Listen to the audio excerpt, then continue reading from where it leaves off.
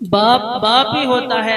واقعی اچھے کھانے انہوں نے ہمیں ہی کھلائے، اچھی چیزیں انہوں نے ہمیں ہی عطا کی، اور وہ بچے جن کے والدین ان کی فرمائشیں پوری نہیں کرتے ہیں نا، انہیں یہ سوچنا چاہیے میں صرف بچوں سے مخاطب نہیں ہوں، گھر میں اور بھی افراد ہیں، بیوی بھی ہے، بیٹی بھی ہے۔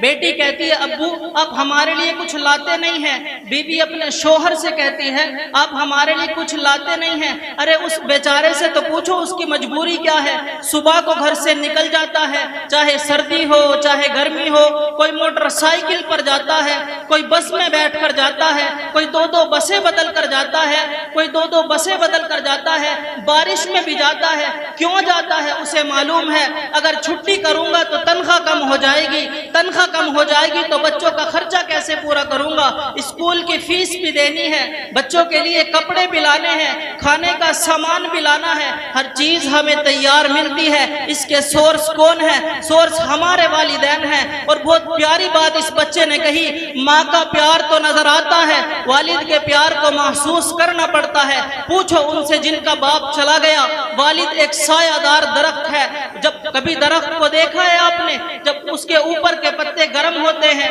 وہ ساری دھوپ اپنے اوپر سہ لیتا ہے، نیچے اپنے بچوں کو چھاؤں دیتا ہے، مگر لوگ بعض اوقات اپنے والد کی قدر نہیں کرتے، والد سے الجھتے ہیں، والد کو برا بھلا کہتے ہیں۔ یاد رکھیے اللہ کے پیغمبر صلی اللہ علیہ وسلم نے فرمایا کہ والد کی رضا اللہ کے رضا میں ہے، والد کی ناراضگی اللہ کی ناراضگی میں ہے۔ اپنے والد کو کبھی ناراض نہ کرنا۔ ہم اپنی ماں سے تو کہہ بیٹھتے ہیں ماں میں تم سے بہت محبت کرتا ہوں، میں ساری دنیا کے بچوں سے پوچھتا ہوں کب اپنے والد کو کہا تھا I love you ابو، ابو میں تم سے پیار کرتا ہوں، I love you ابو، ابو میں تم سے محبت کرتا ہوں۔ آج جو کچھ ہوں آپ کی وجہ سے ہوں، یہاں تک پہنچایا مجھے آپ نے ہے۔ ارے جس نے انگلی پکڑ کر چلنا سکھایا، جس نے ہر مشکل میں کہا گھبرانا نہیں میں تمہارے ساتھ ہوں، کہیں پھنس جاتا تھا والد کے پاس آتا تھا، وہ کہتے تھے بیٹا میں سنبھال لوں گا۔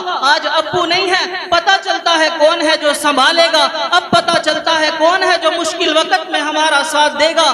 بچپن اور بڑھاپا برابر ہوتا ہے۔ جب ہم چھوٹے تھے بہت ضدیں کی ہے ہم نے، اپنی باتیں منوائی ہیں، اب سمجھو والد صاحب کا جب بڑھاپا آ گیا ہمیں ان کی باتیں ماننی ہے، ان کے ڈانٹنے کو برا نہیں ماننا، ان کے غصے کو برا نہیں ماننا۔ کبھی یہ مت کہنا والدین کا کبھی دل نہ دکھانا، کبھی یہ مت کہنا آپ کو نہیں معلوم، ارے اسے کہتے ہو نہیں معلوم جس نے ہمیں چلنا سکھایا، اسے کہتے ہو نہیں معلوم جس نے ہمیں کھڑا ہونا سکھایا، اسے کہتے ہو نہیں معلوم جس نے ہمیں بولنا سکھایا، اجے اسے کہتے ہو نہیں معلوم جس نے ہاتھ پکڑ کر چلنا سکھایا۔ آج جو کچھ ہوں ابو جان آپ کی وجہ سے ہوں، اگر آپ کے والد زندہ ہیں ان کی قدر کرو۔ والدین اپنے والد کو یہ احساس دلاؤ ابو جان بڑا کام کیا آپ نے ہمارے لیے، بڑی محنتیں کی ہیں آپ نے ہمارے لیے، اب ہماری باری آئی ہے آپ کی خدمت کرنے کی۔ اپنے والد کو اب ابو جان ہم آپ کو سکون پہنچائیں گے، آپ کسی ٹینشن میں نہ رہنا۔ ارے توف ہے اس اولاد پر جو اپنے والد کو کہتی ہے یہ میرا ہے آپ کا نہیں ہے، میں نے کمایا ہے آپ نے نہیں کمایا۔ ارے کبھی اپنے والد کو یہ بات نہیں کہنا آج میرے پاس جو کچھ ہے، جو عزت ہے، جو دولت ہے، جو شرافت ہے، یہ سب کچھ ماں باپ کی وجہ سے ہے اور والد کی وجہ سے بالخصوص ہے۔ اپنے والد کا کبھی دل نہ دکھانا۔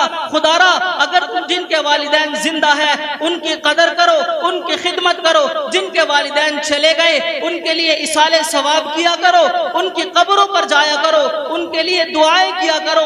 آؤ آخر میں ہاتھ اٹھا کر کے دعا کرتے ہیں، جو قرآنی دعا ہے وہ کرتے ہیں۔ اللہم رب ارحمہما کما ربیانی صغیرا، اے اللہ تو ہمارے والدین پر رحم فرما جس طرح بچپن میں انہوں نے ہم پر رحم فرمایا۔